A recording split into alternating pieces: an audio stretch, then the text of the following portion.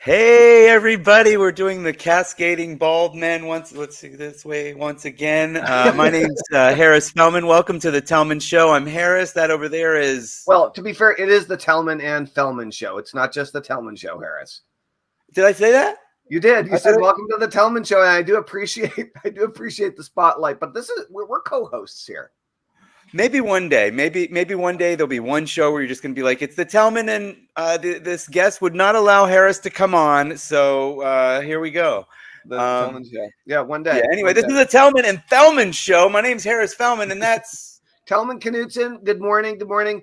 We are here for episode 33 with the infamous Jesse Elder. Really happy to have you on, Jesse, especially since we just reconnected after not really chatting for a while. So welcome. It's good to be here. It's good to see you again, Tellman, and Harris, the magician. We'll see what we get into today. Yeah. That's right.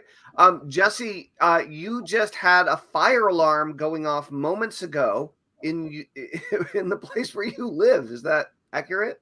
It's loud. It's a brand new building, so they're testing stuff, and I don't smell smoke, and I'm generally not an alarmist until I am. Alarmist. Really an alarmist, but so far so good. If the elevators don't work and I need to take this laptop down 60 flights of stairs, then that would just add some flavor to the show. I know at the gym or on the airplane, they're like, leave everything where it is. I'm like, I better not leave my phone in the locker at the gym, and I better not leave my laptop up above on an airplane. Well, I guess airplane's different than a house. I mean, if something happens on an airplane, I don't think you really have time to, not to jinx you or anything, Tellman, since you're flying today, but don't worry about your laptop is what I'm saying. Yeah, totally not worried. All right. Awesome. So, Jesse, you and I mean, one of the things that we're doing with these calls is we're really reconnecting with our 20 years of marketing community and kind of bringing everybody back together and talking with a lot of people who've been in the game, in the digital marketing internet entrepreneur game for 20 plus years. I know you haven't been in for 20 plus years, but you and I met at a marketing conference, and you were doing a lot of really cool marketing before you went online with your martial arts studios and all these things. And you're a tremendously interesting dude. You seem to be extraordinary at captivating the attention of audiences and people. Like you're very charismatic and seem very present most of the time, like in conversations with you, and you also seem to attract a very specific type of entrepreneur who is looking to grow and invest in themselves, both financially and personally, in some really amazing and often committed ways. That's what I've observed from the outside anyway. And so you seem to have like a particular magic about you, a particular special sauce to the way that you do things. I've always been very, very impressed since we first started talking, and I've gone through a lot of your courses and programs. So really great to have you here. And I guess we're probably going to talk about some stuff, some background. We're probably going to talk about various opinions about artificial intelligence. I mean, who knows what's going to come up? Good morning. Well, that was a hell of an intro. I'm honored and flattered by those words. And there was a lot that you opened up there that I think will kind of merge with the whole theme of this convo. But I want to give a shout out to you, Tellman, because there was, when I was in this pretty significant reset in 2013, I just sold my business. That was the only thing I'd ever done, was teach martial arts. And we had 53 employees on payroll. We had 8 locations, and we're making millions of dollars a year. And it wasn't just a business. It was an entire lifestyle. You eat, sleep, live, breathe martial arts. And it was just everything. And within the space of 6 months, I had sold that business and then got divorced. And then the sale of the business went to pay for the divorce, which I wasn't unhappy about at the time. It felt like the right thing to do. I have no regrets about that. But that meant that at 39 years old, I was starting everything over again. I had barely any money. I didn't have an identity. I had like 300 friends on Facebook, and I had been in strategic coach when I was in the martial arts business, and I had heard your name in some of the Strategic coach, for those that don't know, Dan Sullivan, primarily out of Toronto, amazing organization, amazing mentor, right? Yeah, very, very. For me at the time, it was exactly what I needed. It was very different than the martial arts world. But I'd heard your name come up, and then I was listening to Joe and Dean's podcast, I Love Marketing, and I just kept hearing your name. So I was listening to your stuff while I was going through this like crazy, like gut wrenching transition of like, who am I? How am I going to create value in the world? And I just really appreciated your originality. You know, the running and the I'm going to make $1 million in my first year, and the Tellman and all these stories. And it was very inspiring. And I remember that one day I was meditating in my apartment in San Antonio, and you popped into my mind. I was like, man, like, I don't know what it is about this dude, but I texted you or I messaged you or Facebook or something, which is very uncharacteristic for me. Rarely do I proactively reach out. And I just remember, man, after that, we just started chatting, and I felt that you treated me like a peer, which I never told you this, but I didn't feel like anybody's peer back then. I didn't feel like I had anything to bring to the table. I didn't have proof yet. I didn't have, clients that were getting great results. And so it was a big leap from one world to another. And you were a very, very important link in that experience for me. Cool. Wow. Well, that's really great to hear. Thank you. Yeah, man. Yeah. I mean, it's a little gay to say all that, but I just got to put it out. No. That's that. I mean, one of the things that we're basically interviewing all of our old marketing and entrepreneurial friends, and we're talking about like the meaningful moments of crossover, like where our paths connected, and what's the origin story of everyone. What's going on here, and that's really cool. That's really cool.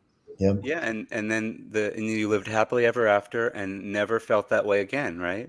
Only every other Thursday. Yeah, exactly. I've got it down to the schedule now. I'm starting to be like, oh, is this why I reached out to Tellman right now? I don't know.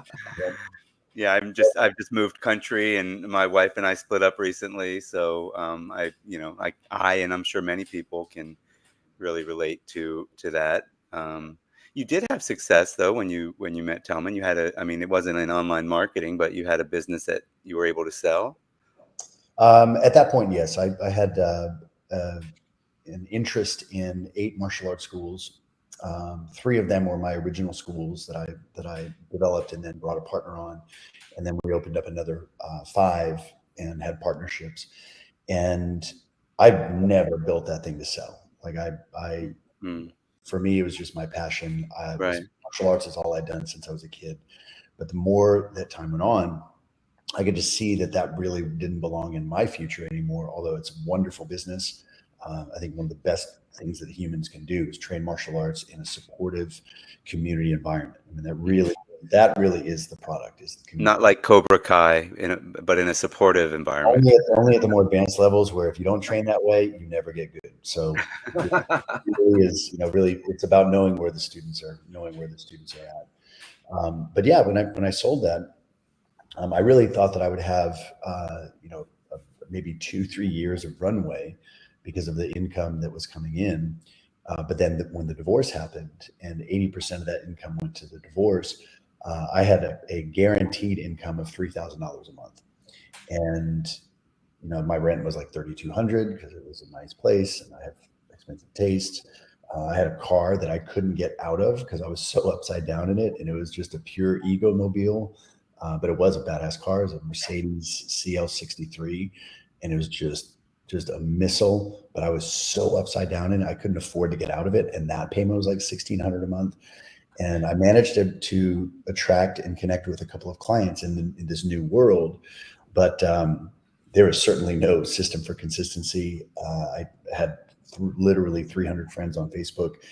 Had not made any videos yet. Hadn't really found my voice. And what year is this? 2013. 2013. It's only 10, 11 years ago, right? Like, so, okay. Wow. I didn't realize. Okay, cool. So a little over a decade you've been doing stuff online, but you had for how long total did you have the martial arts studios from the first one to the Empire? I opened my first school on December 15th, 1995. That's when I got the keys. And then the school actually opened a month later. So I was 23 years old and ran those consistently from 1996 to fall of 2012. It was a beautiful run. It was a long run. Yeah, that's cool. Okay, so you were like really in it for the long haul. I mean, for a pretty long haul, right? Like that. That's cool. So, well, after you, yeah. So it's now 2013. You've entered the digital age. You managed to land yourself some clients and pay some of the crazy bills. So what happened next? I realized that a lot of the marketing stuff that I was seeing, like it just would set off my spider sense, because in the martial arts world,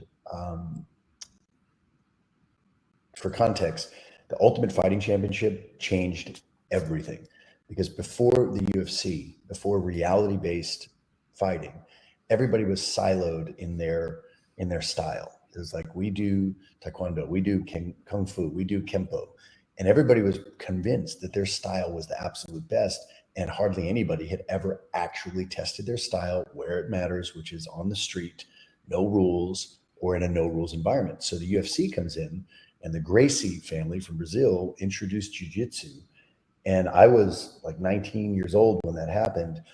I knew immediately, this is martial arts as we know it is over. It's a beautiful art, but nobody with a brain is going to think that that's going to protect you after watching the efficiency of jiu-jitsu combined with all these other things. It was a total baptism in reality. So when I entered the marketing world, I began to feel the same kind of thing. I'm like, you guys have never been punched in the face. And I don't mean that literally, but it's like, nobody's ever checked you. Like your words sound great. Yeah, you're a good pitchman, but like, can you back it up? Yeah. Like, right. Yeah. Like, how do you know this shit works? And Right. I was very defensive of my own stuff because I didn't know that my stuff would work. I knew people were attracted to it, but for me, that was not enough. It's like running martial arts schools for years. You don't have people just sign up, show up, sit down and watch you teach. They show up, they get on the mat, and we train. Right. And so I had this very, there's a sort of a sense of immediacy and the sense of like, let's go. We're here to do things when I coach, and I still do. And that's what I just wasn't feeling it. I was hearing words and I was seeing concepts, and I was like, and then, and there was, I didn't detect a lot of traction. Mm-hmm. And then I met somebody who was ended up becoming one of my first clients. He spoke at Yannick's underground event in not the one in New Orleans that we went to, where we got lost. That was awesome. And you got that. We got those masks. I still have that mask, dude. I wear that almost every Halloween. That's like that's become a family relic. Well, and then the face bacon with Matt Gallant. The face bacon. Oh yeah, the late night face bacon. Yeah, that was a good time. But it was another event, Yannick's Underground, and there was a speaker who just blew everybody away. I mean, he completely was just so real, and we ended up talking at the bar afterwards and just connecting. And it was Garrett White, and I ended up becoming not friends with him, but I sent him a video the next day. I was like, "Hey man, good to connect with you." And long story short, he ended up becoming a client, and we worked together for about 6 months directly. And I really respect what Garrett's doing, because there's such a reality-based element. There's so much action, and there's so much structure, and there's so much. It was like I know I can help this guy, because we'd already built an empire, and I'd had the best mentors in the business and had the best team in the business, and I knew I could help him, so my confidence was high. But after that coaching experience, I really was like, how do you guys sleep at night? Like, you're literally just talking to people, and then they're nodding their heads, and then they go off, and you have no idea if they're applying what you're giving them. Right. No idea if they're getting results. You have zero idea if your stuff is actually valuable other than the smiling nods of the buyer. And I Right. began to realize, holy shit, this is just basically like an approval barter. It's like, I like you. Do you like me? Okay, cool. You give me your approval and information. I'll give you my approval and money. And let's just not tell anybody that we're not actually doing shit in the world. Right. That Right. was, that was when Which is one of the greatest, like one, when you are an information marketer or a coach or any of these types of things, especially online, if you don't have any real world experience coaching people in something really hard, when you're online, you don't have that feedback mechanism. It's like, as an internet marketer, as an information marketer, as a content creator, as a course creator, as an author, it's like what happens in your first year is, if you actually have customers, is you become depressed because, like, maybe 20% of the people even go through your stuff, and that doesn't is not that is not universal. It's not absolute, and it can be improved dramatically, but it is a very common frustration. Like, Well, and it's like the saying in the military is that you don't rise to the occasion, you fall to the level of your training.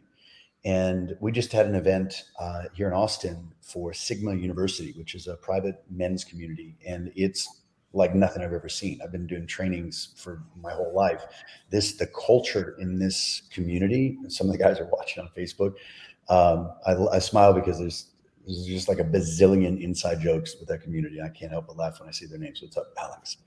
Um, the culture is so tight, but it's an action-oriented community, and so the idea of just showing up and getting information and then leaving is laughable for these guys, and that's why I love them, because they're highly skeptical. A lot of them, like myself, are personal development refugees from big name seminars. You go and you're like, oh wait, wow, why do I feel like shit afterwards? Oh, because I'm not getting the dopamine feed of the music and the clapping and the hugs and the ass grabs, and maybe I need to go back for the super advanced thing. It's a cartel. It's an absolute like psychological industrial complex, and I just thought, man, there's a real opportunity here to inject some reality into the coaching industry, which honestly I don't really even care. I don't even care about the coaching industry.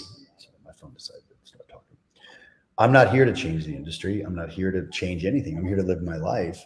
And at the end of my life, I want to have an incredibly diverse set of memories and experiences, because I think that's the only thing that we're going to like. I think that's the ultimate thing that we keep score with. And the more connections that we have with other people, the more memories we make with others, that to me seems like a currency worth accumulating. And it ended up becoming an unfair advantage, because I realized that there was a lot of other coaches out there who had never built a business, had never done anything significant, had never done anything that by itself would be jaw dropping and noteworthy. And holy shit, how did you do that? right. They just learned to, talk real good. And I let them do it, and they sort. They attract all buyers, attract all sellers, and they're perfect. I made a halfway sarcastic post a couple of weeks ago congratulating Dan Bilzerian on coming up with Sigma Institute or school or whatever the fuck it is, and I'm like, this dude.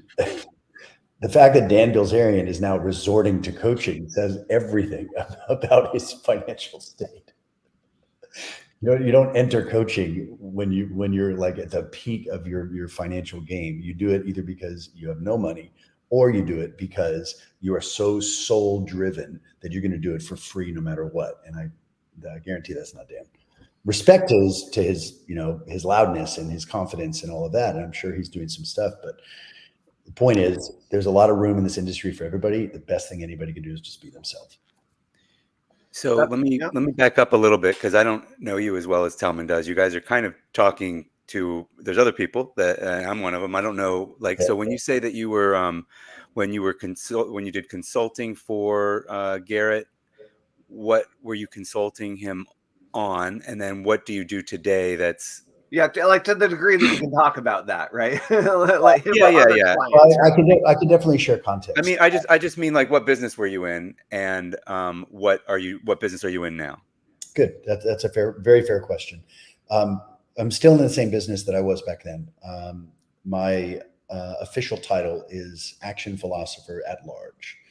And that is a meaningless bullshit title, which I figured is as retarded as the rest of the coaching community is. So basically what I do is I help people to see blind spots that almost nobody else can see, because most people are operating with a very fixed mindset that was developed during a state school, public school education. And there are learning scars that are created in somebody's mind when they go through a state-run school system. I never had that. I never took a test, never got a grade, never sat behind a desk. The world was my school, and my parents provided very good, loving boundaries. If you want more freedom, what's the responsibility you're willing to take on? And as a result, I was 11, 12 years old, taking a bus downtown San Antonio by myself, sometimes coming back at, like 9, 10 o'clock at night. And you develop an enormous sense of self-trust when that much trust is placed in you. And I didn't know that had strategic advantages in business until I began to talk to people, and I could just see the levels of irrational fear that was ruling their mind, their body. You could see it in their facial expression. You could hear it in the words they're saying or the words they're afraid to say. And I would just come in with an absence of resistance and just automatically seeing this person as inherently capable, infinitely worthy. You don't blink into existence without a purpose. The universe is not dumb. And if you don't know what your purpose is, perfect. We got our work cut out for us. First thing, let's figure out what your purpose is. And I don't fucking know. Anybody who claims to know what your purpose is trying to sell you something. Nothing wrong with that, but only you can know what your purpose is. So don't come to me with a victim pacifier in your mouth looking for the answer. I don't have the answer, but I have the questions. And while I'm asking you the questions, we're going to be going on a motorcycle ride. We're going to be doing bungee jumping. We're going to go to the shooting range. We're going to go to the library. We're going to go for a hike, because your brain needs to be active in the world. You need to feel yourself moving so you can build confidence. The state you're in while you're learning is the state you're in when you're applying.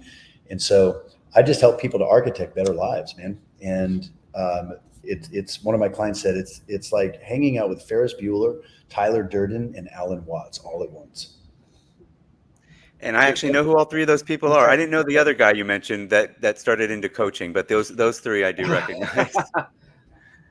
Nice. So very cool. So this is a direct response marketing show generally. Do you have like does it have like an online funnel? Do you have like a book or a course, or do you do podcasts? How do people learn about you for free? How do people learn about you for cheap? And then I mean, it sounds like you're not into selling. I can't picture you, jumping on the phone. You might be surprised. You might be surprised, Harris. I would. Well, I'm asking the question. Perspective on that. It's refreshing to hear that perspective, Harris, because I am not into selling. See, I told you, Tellman. as much as I am into people selling themselves on why they should give me money. Right. And that's been my favorite way to help people, is to make it very hard to work with me. And some of that is just genuine laziness. I couldn't be bothered. I've come to understand certain things about money. Money doesn't require a funnel any more than, I need to drill a well in order to get water. There's a lot of other ways to get water. So I've never had a traditional funnel. I've always just I've treated social media like art. So the posts that I make, I probably am at 40-1, just pure art content versus offer content. For every 40 pieces of posts, videos, podcasts, there may be one invitation to find out more about something that I'm doing. I just want to talk about this for a second from the outside, right? Like, having watched you do your thing both as a friend and as a fan, right? Like, I like your work and we're friends. Both are true. And it, like, what it looks like from the outside is that about half the time you're writing a poem in your social posts. Not, I mean, you go back, and then the other half you're like writing you're writing down or communicating on video a meaningful, profound insight of some sort, usually with a spiritual or philosophical slant, that's unique to your own experience and personality and perspective. But you share like a poet, you share like a philosopher. You don't tend to share like a stupid marketer. I take that as a deep compliment. I mean, but yeah. I've just found that the people that I've always enjoyed learning from, and a lot of this comes from my childhood, where I was never told, you have to watch this, you have to study this, you have to read this. Everything was just, it was very, very open, like, hey, do whatever you want. I didn't realize till later that my parents were the ones who were putting the books on the table and then saying, you can read whatever book you want to. That was literally my first experience of prosperity and wealth and abundance, was realizing as like 7-8-year-old kid, I can read all these books. It was so exciting because I had the agency, and I never, ever had to read something, study something that I didn't feel like I wanted to study. And I realized that, like most people, of all people, still have that innate, intrinsic, like, wow, this really interests me. And what many marketers, the best marketers and some of the top people, especially in the, I think it's still called high ticket space, probably be called something else next week. But the best operate, the biggest names are masters at attracting attention. And what I began to observe is that they attract attention, but they very quickly have people walking into frames of control. And I began to observe that the, sometimes passive aggressive tactics of, I love you. No, I really love you, was attracting a very certain type of buyer. Tony does it. Garrett does it. A lot of big names do it. And that's cool. Like, people, sometimes you need that structure, and you need to just stop thinking about the ride for a minute and just go on the ride that somebody else made. But the danger of that is that it removes agency and it destroys self-trust. And I could not in good conscience do that. I did it with the martial arts schools. We had a hell of an ethical cult going, because the structure, it was more than even the military could get away with. I mean, it was an unregulated industry. So it was an extremely physical culture. And there's nothing weird that happened, but there was no HR. Like, it was brutal, and it was beautiful because it was so real.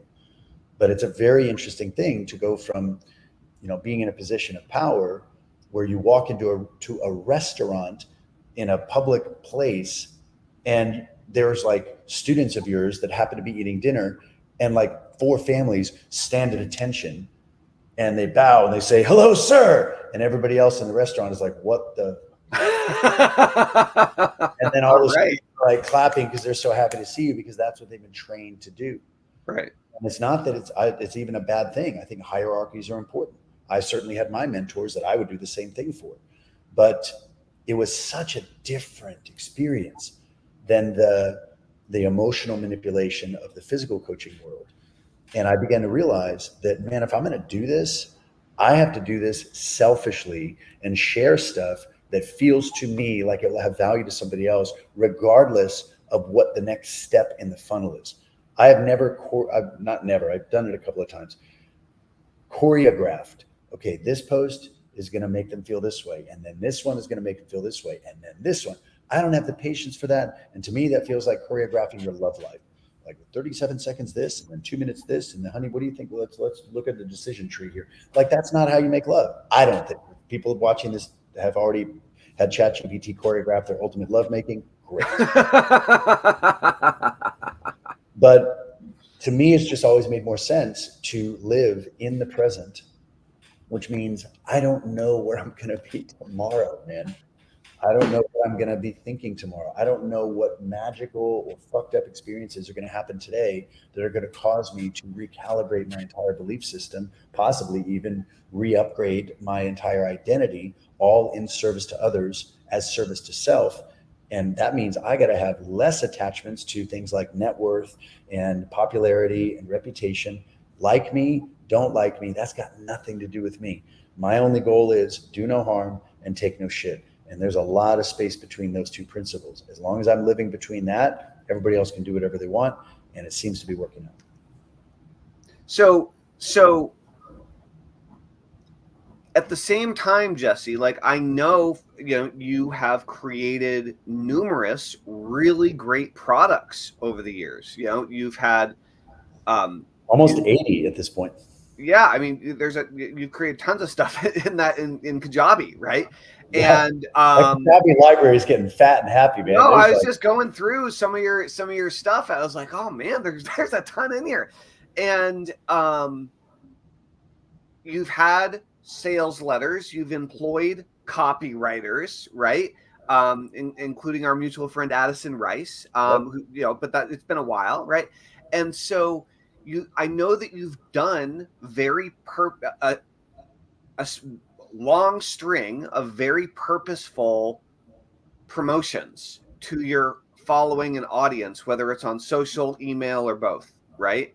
To sell different types of mostly group programs, and then you have some individual clients and stuff. And so how do you blend this philosophy that sounds really good, and that, like, I do see you practicing what you preach, but at the same time, what about money making time? What about selling time? Where do those two worlds actually converge in a practical way that people can do not harm and take no shit? I mean, you don't have to harm with your sales process. You can.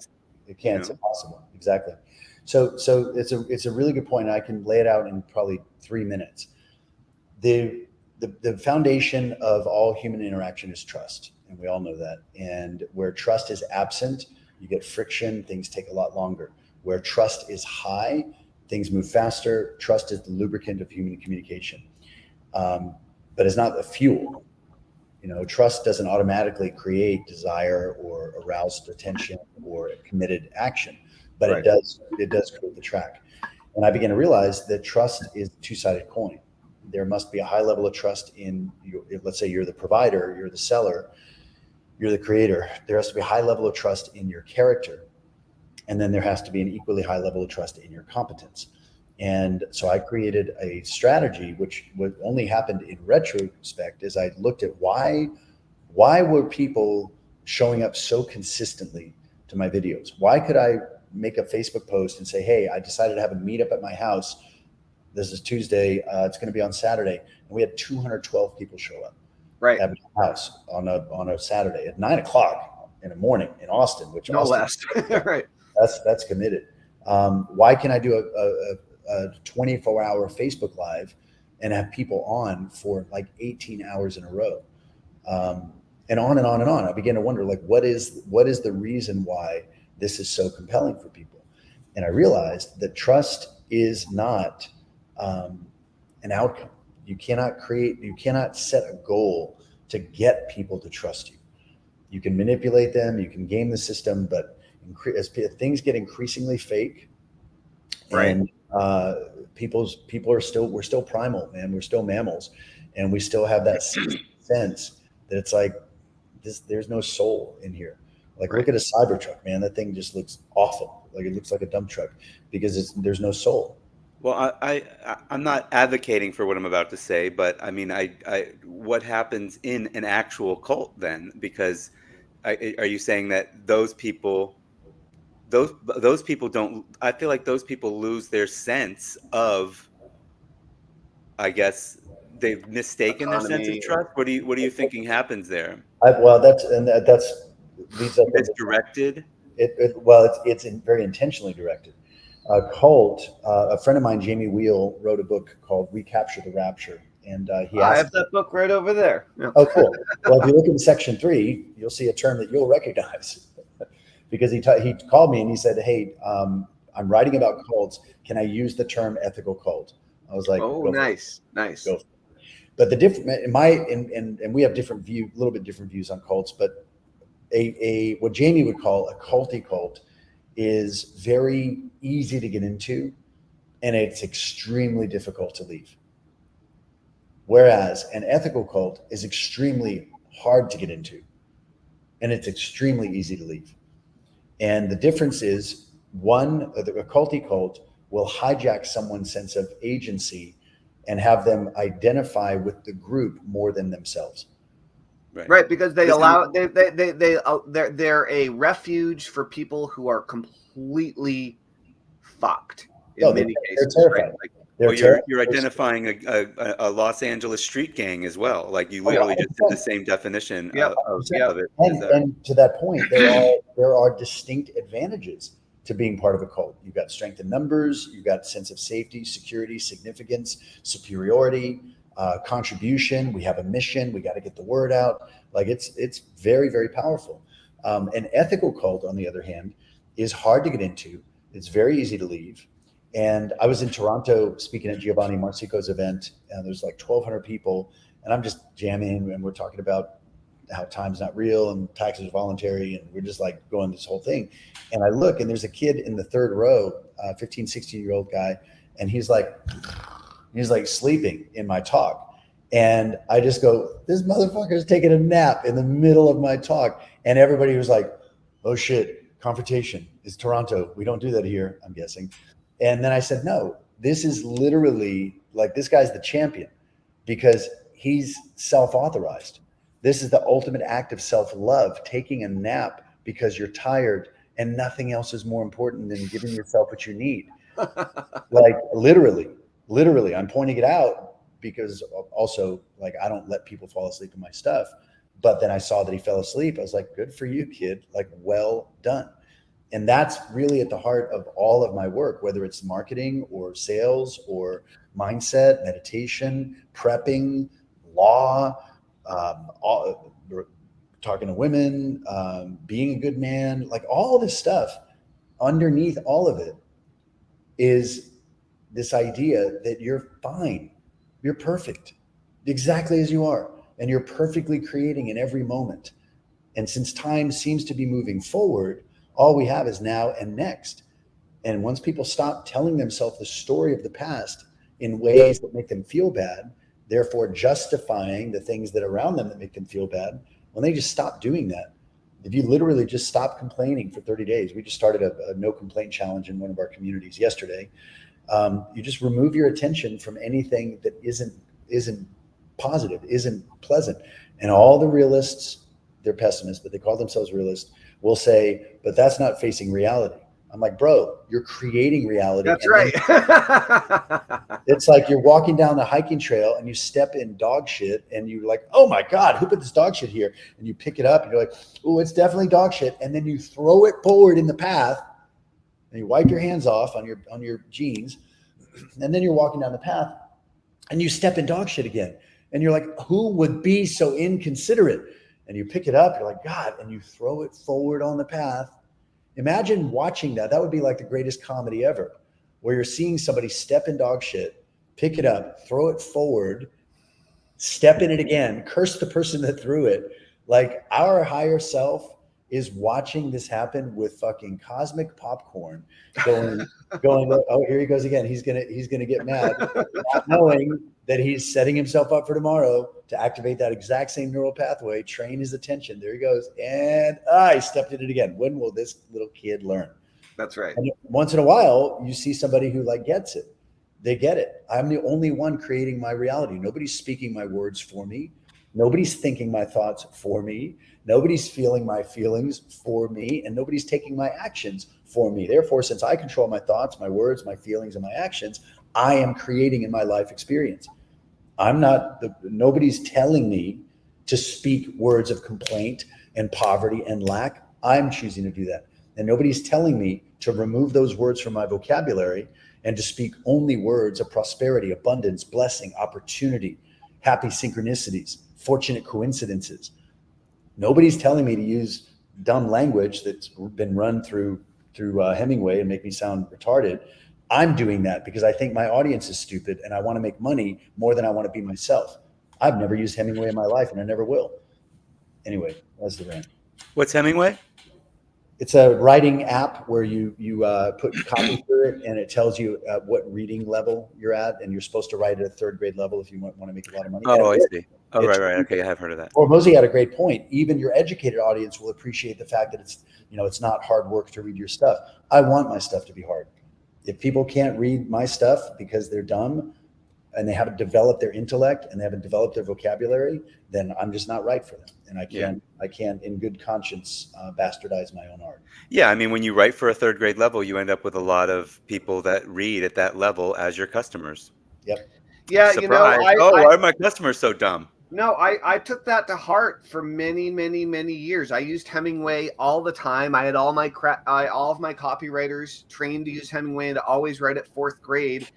And and we made an art of it. We write funny poems and children's books and tell like very basic stories that do. I mean, it works like crazy, but the opposite is absolutely true. Is people then won't actually take the time to digest the deeper, more meaningful stuff because they don't even expect it to come from you. And then why are only 20% reading my stuff? Oh wait, I attracted the people that can't read. I mean, or can't aren't really read, paying that much attention. Right. I mean, I'm in that group. Yep. I mean, I don't like to read as much. I've gotten it back into my habits, but it's a bit of a struggle for me. So we don't have too much time. Tellman's asked us to cut at about the top of the hour because he's got a plane to catch soon. I really would like to hear your thoughts on AI.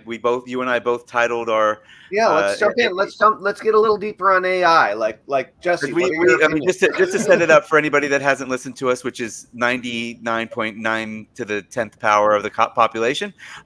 We talked to a lot of people in marketing, and a lot of them are using AI. They're mostly to enhance, not to just take over, but they call it bionic marketing. A couple of them have. So I'd like to hear your thoughts on it.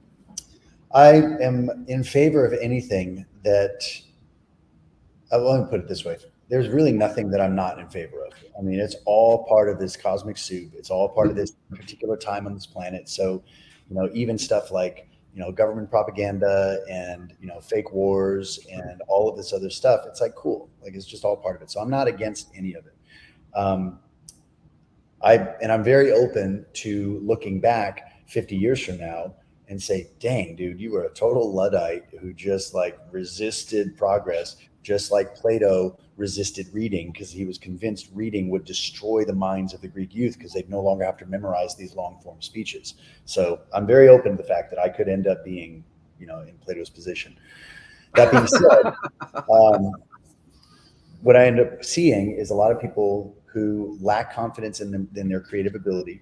They lack confidence in their value. They lack confidence in their ability to learn how to create more value. And they're just they're in generally just sort of disconnected from themselves. And these are people that I see running to have books. I wrote a book using ChatGPT. Look, I get that prompt sauce is like a really unique skill. I get it. And then you've got this LLM that's going to spit out something that as you read it, tickles parts of your brain, makes you feel certain things. But then what's underneath that is that I won't have to write anymore. And I'm like, what's the next? I don't want to be too vulgar, but are you going to, next time you decide you want to have a baby, you're going to bring a machine in, so like a cow? Like you're just going to artificially do that thing so that you don't have to? Right. Like, isn't that part of the magic of birthing life is the act of making love? So do you hate writing so much, or do you hate your audience so much that you want to avoid the one thing that makes it magic? And so anything that enhances, if an artist finds a new brush that's made of, wild boar hair and it just creates this really gnarly stroke, and that's a new thing, that's badass. I think that's awesome. But having a robot draw a painting, like, I couldn't be less interested. The difference is at the moment that an idea enters the physical world through color, shape, sound, word, the moment that idea enters it, where's it coming from? Is it coming from something with a soul, or is it coming from something with the illusion of a soul? Right. And that is AI. AI can never have a soul, no matter how intelligent it sounds and looks and feels. Porn is porn. That girl is not actually looking at you. She's looking at the camera. And you think she's looking at you, and you get all hard, and then you think this is fantastic. And look, your brain is dumb, and your brain thinks it's real, and it's very easy to get addicted to that stuff. But at what point do you look at something and go, this is not real? You know, what's weird is this right now isn't real. We That's feel right. like we're talking to each other, but we're talking to a piece of glass. And we're looking at colors and shapes on a two-dimensional screen. This could be AI for all we know, because you're not there in person. Right. You don't get to sense the subtle electromagnetic energy. You don't get to feel the biosphere and the pheromones of the other human. And so I'm team human all the way. I know that AI is not going anywhere. I am not going with it. I'm very happy to keep doing my thing. And what I found in the last year and a half, especially, is that people will pay a premium to work with something that is guaranteed 100% human. Human. With no machine interference. 100% organic. 100% organic marketing, dude. I don't think there's anything to disagree with about anything that you said. I don't know if you're not telling anybody what to do. You're just saying this is how I feel anyway. But yeah, I mean, I guess for me, there's a big difference between like saying I wrote a book with AI, or I had AI write me a book. And I have conversations with philosophical conversations with ChatGPT that can also, research, questions as well. Today, I woke up with the idea that maybe um, a, s- a soul is that our soul is intertwined with our DNA. Like, this is the idea of creation, like that, God created man in his image. And has there been any philosophical thought on that? Like, so that's how I'm, mostly using it, is I put my journal in there, and then I get some ideas, and I kind of try to research them deeper, because it's an easier way it's great for that. But I'm not trying to, I guess I'm trying to help it enhance my thinking rather than think for me right now anyway. Although sometimes, like, I'm 56 years old in 2 weeks, I'm like, I don't remember stuff so well. I wouldn't mind a little chip implant to, have some access to information. My fellow Austonian, Elon, would be happy to help you with that. Yeah, I know. I could be number three. I just have to. I'm imagining a world in the near future where somebody purposefully becomes a quadriplegic just so they can try to get into his program. There's many books have been written about that exact thing. It's happened in sports where players injure themselves just to get the surgery that actually improves their skills, or improves their strength. Wait, this has happened, or it's been fictionalized? No, it's happened. Ugh. This is the interesting thing. I mean, to circle that kind of enhancement factor back to AI, is that if you're a creator with a vision and you're going to use AI as a set of tools to create something far beyond, your ability as a human being, like, it becomes very interesting, right? Because AI can do all sorts of stuff that humans can't, or at the same time, it's so easy to, I think, for people to get addicted to the crutch. Is basically the laziness sets in, is oh, it can do it for me almost as good, I'm fine with that, so I don't have to put the effort in, right? And then people don't put the effort in, they don't do the hard stuff, and then they don't feel good. They don't feel good about themselves, and they forget how to, like, manufacture internal happiness, Well, it's like intellectual welfare, and you just can't have self-esteem if you're a charity case all the time. And I'm all about helping people in emergencies that need help. You're heading to Florida to help your family. I think that's noble, and it's part of being totally different situation. Yeah. But the continual removal of meaningful activities and the drift into entertainment is, I mean, humans are rapidly, mostly have already, become completely domesticated. You look at a Chihuahua that is 10,000 years ago was a timber wolf. And now it's a Pomeranian. It's a Chihuahua that would last 13 seconds in the wild. Right. And the same is true for human beings. There's a reason why going back to the school system, human beings have been basically defanged, declawed, and neutered to be rendered incapable of posing any sort of threat to any sort of ruling class. They're scared, they're dumb, they're weak, and they're just like they're terrified. And that's not an accident. You take a bunch of kids and you separate them from different ages, and they immediately develop xenophobia. Anybody that's too different than them, they really start to like worry about. Back in the 80s, during a 3, 4, 5-year period, there was all of this stranger danger, Project Adam, all of this terrifying stuff. And then parents just became like helicopters. And that's all of that removes self-trust. And now to the point, you have people who are like, if you suggest the idea that taxes are voluntary, immediately most people throw back. They're like, what about Wesley Snipes? What about Willie Nelson? I'm like, they didn't do 2% of the stuff that me and my friends do. And the reason I haven't filed taxes since 2015 is because taxes are voluntary for individuals. The IRS considers it a gift. And when you send them a letter, a revocation of election, and say, hey, I didn't know that this is voluntary, I'm going to unsubscribe, and they send you a letter back saying, cool, thanks, have a good life. They're so pleasant, so easy to deal with. But the level of psychological programming that has people reject it because it's too good to be true, and they are too powerful, and they can actually live according to their own senses, live by their own merit. What? No. Let me turn Netflix on again. Cool. Do what you will. Nice. Well, we do have to get going if you want to get your plane, Tellman, I guess. So I dove down that taxes. I guess I'm not willing to publicly say whether or not I've paid taxes in the last few years because I haven't sent that letter that you've sent. So I don't live in the U.S. anymore, but that's when I say America is the land of the free. Unless you try to leave, then they really want your money. I don't I don't live in the United States of America. I do live in Texas. I do live in America, but I do not live in the United States. Okay. One is a legal fiction, and one is a natural territory. I live on the natural territory. You live on a plot of land that happens to be in that territory. It is Texas. The state of Texas, I'm not a part of. That's a corporation. Right. All right. Well, I think we have to have him back, Tellman. This is just Jesse, we're gonna have to do a part 2. We just started like scratching the tip of the iceberg here a little bit. It's been a pleasure.